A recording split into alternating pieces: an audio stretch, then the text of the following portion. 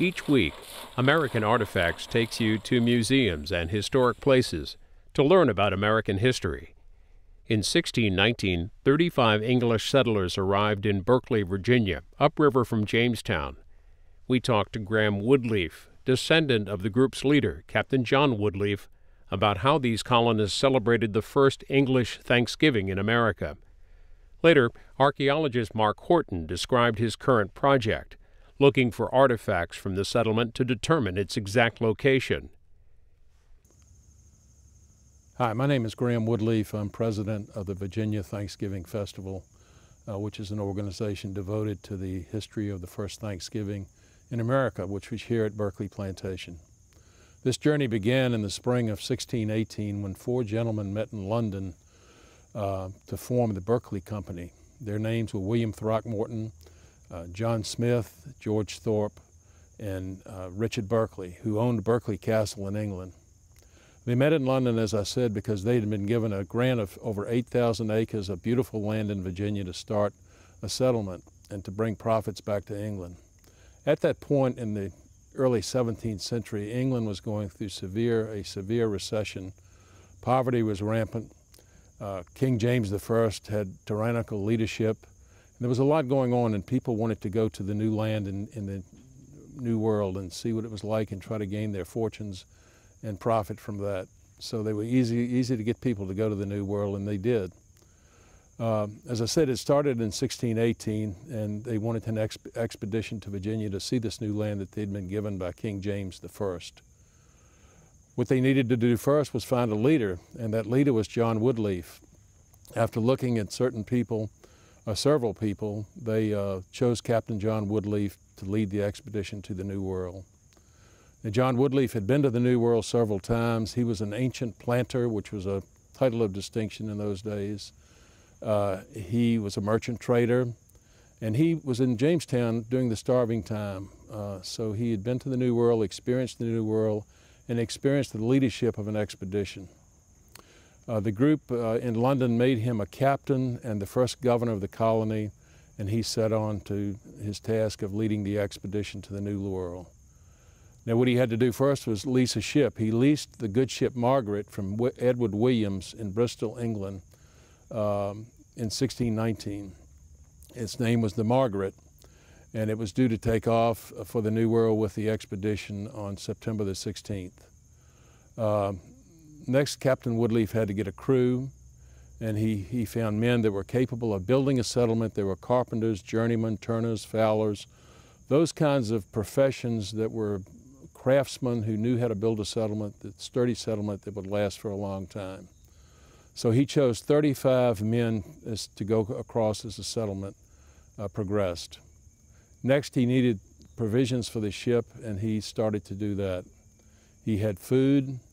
It included biscuits and bread, wheat, peas, bacon and horse meat, and other kinds of things like that. He also had beer, cider, and aqua vitae, which was an alcoholic beverage during those years. Now, he took with him along as well tools and kitchen utensils, Bibles, and 6,000 beads to trade with the Indians. So there were a lot of things on that ship that went over. The Margaret itself was a small ship for those times. It was only 35 feet long at its keel and weighed 47 tons. So it was one of the smallest ships of that period. The men, in fact, when they went across the ocean, probably had to sleep on the top deck of that ship because there was not room underneath because of the supplies that were there to sleep underneath the deck. So they took off on September the 16th, 1619 at 8 o'clock in the morning. It was a beautiful morning. It was actually 35 settlers plus Captain Woodlief and a crew of 19. They left Bristol, England, and went forth on their journey. Unfortunately, there was not a lot of wind, so on the 7th day of the cruise, a small gale came up and pushed them forward. They spent 2.5 months on the Atlantic Ocean. They were claustrophobic, they were homesick, there was vermin infestation, there was a lot going on, a lot of difficult times for them during that 2.5 month span. Also, many storms took place, but they made it, and they made it to the Hampton Roads area of Virginia on November the 29th, 1619. They anchored for the night, and then a gale came up, a shroud storm is what it's called, and they lost their capstan, which was a winch part of the ship. They worried that they wouldn't make it through the night, but they prayed constantly. And they did make it through the night and then headed up the James River to their destination. So Captain Woodlief could meet with friends who had already settled there. They stopped at Jamestown along the way, and then they ended up at Berkeley 100, as it would be called, on December the 4th, 1619. And as Clifford Doughty says in his book, The Great Plantation, they rode to the shore, they dropped their luggage on the hard winter ground. It was December the 4th now.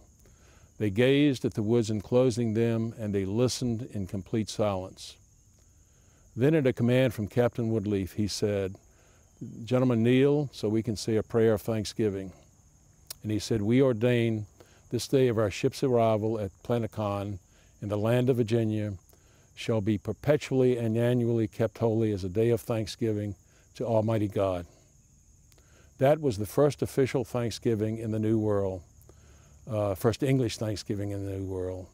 And it was 2 years before the Pilgrims had their Thanksgiving in 1621. So with that said, the settlement continued on and continued sending goods to England and went about their business. George Thorpe was a cleric who had come over on the ship several months later. He had come over and wanted to convert the Indians to Christianity. They also had become very friendly with the Indians and vice versa, the Indians with them. So all of a sudden, on the morning of March 22nd in 1622, Indian tribes came into the settlement and other settlements along the James River and picked up any weapons they saw in what's known as the Massacre of 1622. It's the Indian uprising. Many people were killed. In fact, 11 people were killed at Berkeley. Many were injured, and others just ran into the woods. And this happened all up and down the James River. Chief Opakanoa had planned the assault. Jamestown was spared because an Indian named Chanko, who befriended one of the settlers, let him know what was going on, and the settler rode across to Jamestown the night before and warned them of the impending hostility. So Jamestown was spared. Captain Woodlief was spared. He was in England at the time, and his family was in Jamestown. Captain Woodlief eventually settled at Sion Hill across the James River from where the settlement was, at what is known as Jordan Point today in Hopewell, Virginia. Now, how did we find out about this? Well, in 1931, Dr. Lyon Tyler, who was president of the College of William and Mary, and the son of President John Tyler, came across some papers at the New York Public Library. They were known as the Nibley Papers, and they chronicled the journey across the Atlantic and once they landed. Dr. Tyler was excited to find this, as he lived on the James River and close to the Berkeley plantation. He wrote an article in the Richmond News Leader in 1931 about his find, and I think this is the first time people really realized that the first Thanksgiving had happened in Virginia and not in Massachusetts, as many people believed. So he wrote his article, and then he told his neighbor, who was Mac Jameson at the time, who owned Berkeley Plantation, about his discovery. And years later, in 1958, the Jameson family invited the Woodlief family to the plantation to celebrate this historic event that had happened on their land.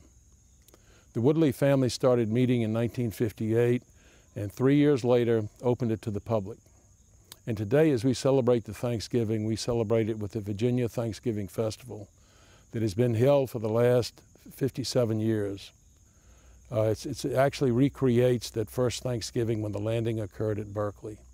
Also, a lot of other colonial games and things take place, but the main purpose is we have been reenacting that Thanksgiving ever since 1958, as they had ordered in the initial papers.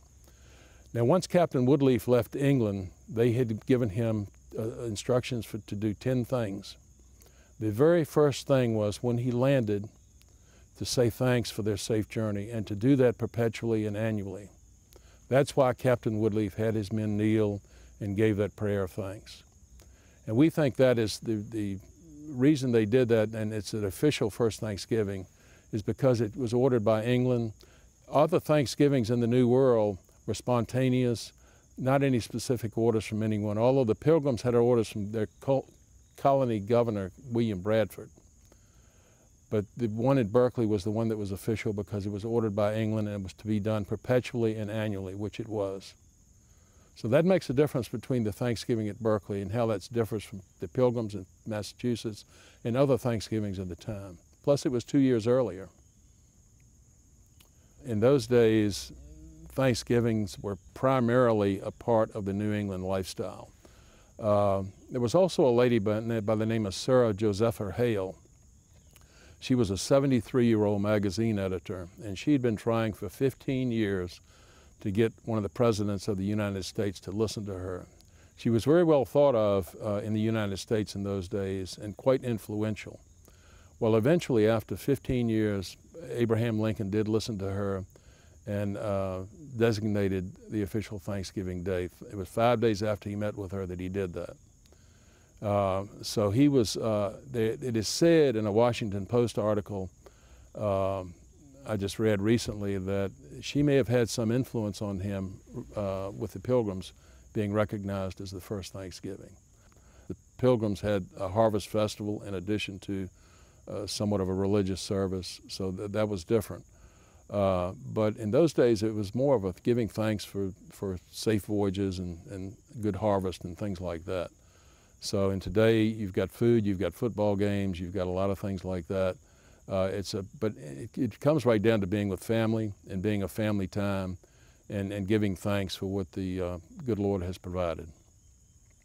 Let me mention one other thing too that's pretty interesting. In 1962, John J. Wicker, who was a Virginia state senator, saw President Kennedy's, John F. Kennedy's Thanksgiving proclamation where it gave Massachusetts full credit. He wrote to he wrote to the president, but Arthur Schlesinger answered. Arthur Schlesinger was a historian for the White House, asking him why Virginia was not recognized.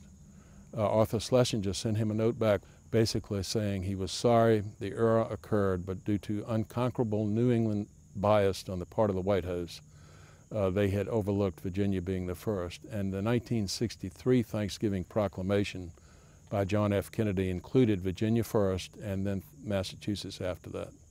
So we feel like we've gotten our due as far as recognition.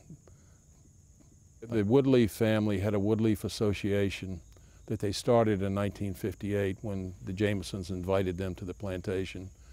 And it's been a part of my life ever since I was a child, because they would send out information, they would have the festival down here.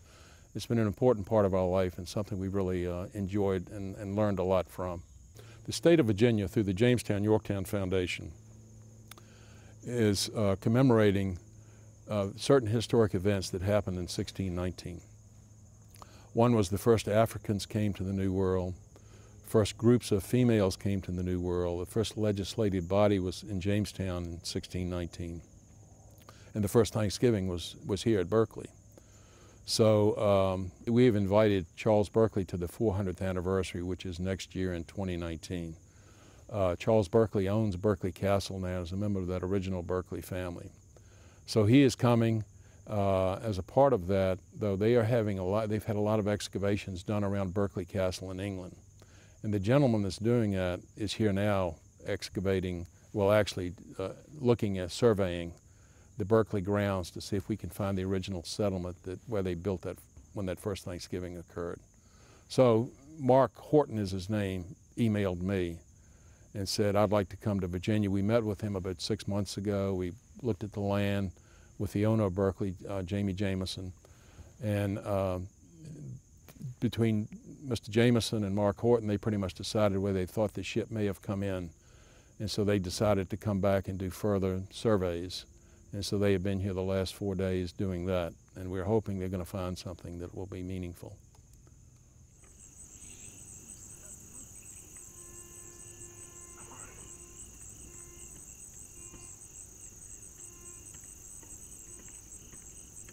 We've been working in Berkeley, Gloucestershire, England for the last 10 years, and we're absolutely fascinated in trying to uncover the story of Berkeley, America, the famous Berkeley 100 that was established here in 1619 by people that came from Berkeley, England.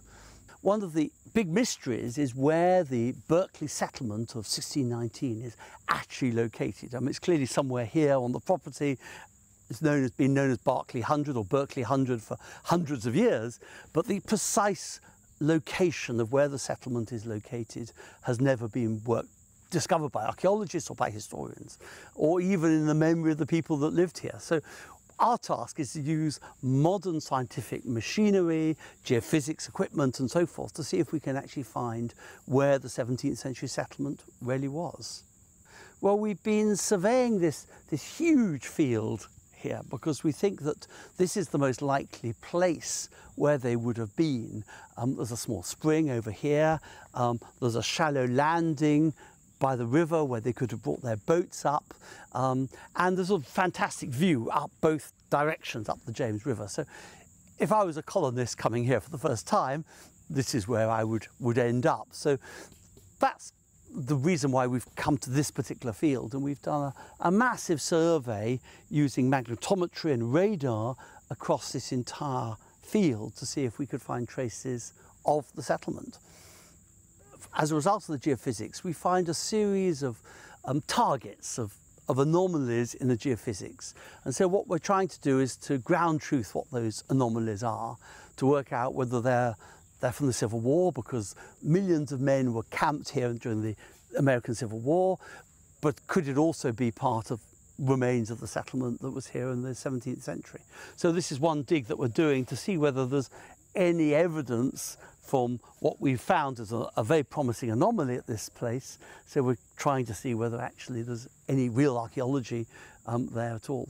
A lot of the archaeology of this area centred on Jamestown has come from the London area, from Britain, from southeast, Kent, East Anglia, London and so forth. What was interesting about the Berkeley colony, the Berkeley company, is it came from the West Country, from Bristol, where the pottery and the pipes are really quite different to what was being consumed in London. So what we actually have in our excavations in Berkeley, England, is the precise material culture that we would expect to find just underneath our feet here. From the excavations of other plantation sites on the James River, just the quantity of material that has been discovered is massive. And we know that the Berkeley company was very rich. It had a lot of investment in it, thousands of pounds, even in 17th century standards, probably £5–10 million of goods that were brought here. So, you know, hopefully there is stuff here to find. One thing that we notice immediately when we come here is how similar the landscape is to where they came from. Berkeley is on the River Severn. The Severn is almost the same width that it is here than it is back in England. They almost as if they chose a place that was familiar in terms of their landscape. And of course the trees are very different, the vegetation is very different, and of course it would have been even more different then, it would be much more forested. So yes, it would have been a very alien environment, but we know that they took a lot of material with them to make them feel at home. So the ceramics, the pipes and so forth. So it is clearly, it would have been a real wrench, but conditions back in England were not good in this time. A lot of poverty.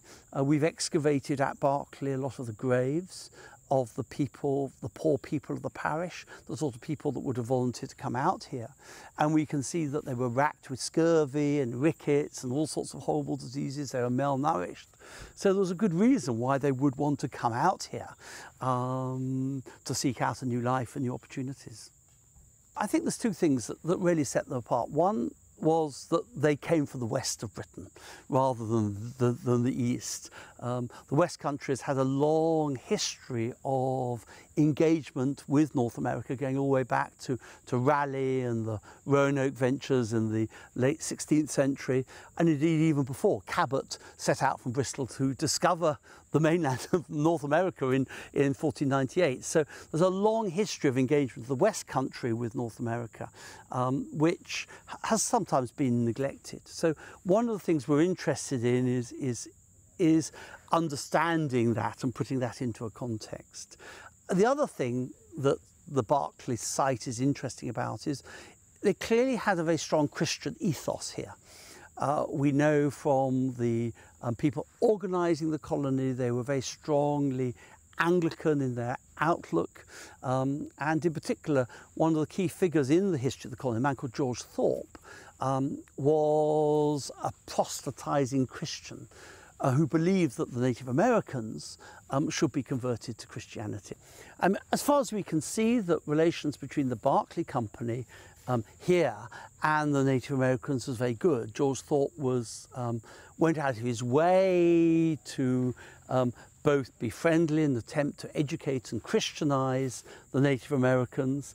He built a school for them at Henricus and moved between here and there on a regular basis, and clearly had friendly relationships with them. And the story goes that in the 1622 massacre, when this site was pulled up into the broader events that was happening in the James River, he saw his friendly Indians. He went up to greet them, and as part of the massacre, the Indians attacked him and killed him on the spot. I think he said, "My children, what's the problem?" and suffered a horrible fate. So I think that, this place tells a story of those relations, and I can say events took over, and that's why now we have an empty field here. We know that 12 of the settlers were killed in the massacre, including George Thorpe. There probably would be about 50 or 60 of them living here at the time, so it would have been on quite a substantial scale. So obviously most of them escaped back to Jamestown, but it certainly brought to an end the settlement here.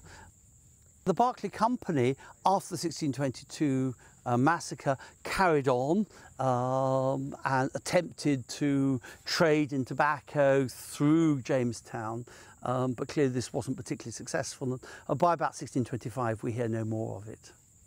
I think one of the interesting aspects of this colony was there's two particular features which is famous for. The first is that we have good evidence that the promoter of the colony, a man called John Smith, who was a scientist, not the famous John Smith from Jamestown, but another one, who lived in Berkeley, and he was a scientist. He communicated with an apothecary who said that he had a particular type of apparatus that could cure people from the diseases that they were likely to get here. This apparatus is almost certainly distillation, and so there's fairly good evidence we have that they experimented with it here where we're standing. This is the first place, if you like, where bourbon was distilled in America. The second thing that the colony is famous for is that this is the site of the first Thanksgiving. That is contained in the articles of instruction for the colonists when they came here, and they had to say Thanksgiving both when they arrival and then annually on that date thereafter, and set aside a special day for it. What's interesting is that this idea of Thanksgiving, I think, comes out of the Christian ethos of the colony, and was specifically part of the instructions that the promoters of the company issued for here. So it gives an idea of that Christian ethos that Thanksgiving was intended. So yes, quite clearly I'm convinced that they would have said Thanksgiving in 1619 and presumably annually until 1622. I think that from a British perspective, we inevitably come to the story of early English colonisation in America from a slightly different viewpoint than North American archaeologists and historians who are working entirely within an American framework. I think one of the things we learn is relatively how minor in terms of our history this colonization process was. It was not the big thing that it occurs here. These things were happened. The Berkeley expeditions is hardly mentioned in English textbooks, English history books. It's completely forgotten about. I live very close to Berkeley. Nobody in my town has ever heard of it. It shows just how much it's kind of written out of our history. What our work is trying to do is to, as it were, bring back some American history and put it within a proper perspective back in England. Well, what we want to do in our investigations is to find some tangible link to this period in 1619. It's becoming such an iconic year in Virginian history, with all sorts of commemorations happening at this time. And so what we'd like to do is provide some tangibility. We all know that Thanksgiving happened probably here in 1619, but where exactly? And that's what we're trying to find, is actually the physical place on the ground where the colonists settled. You can watch this and other American Artifacts programs by visiting our website at cspan.org/history.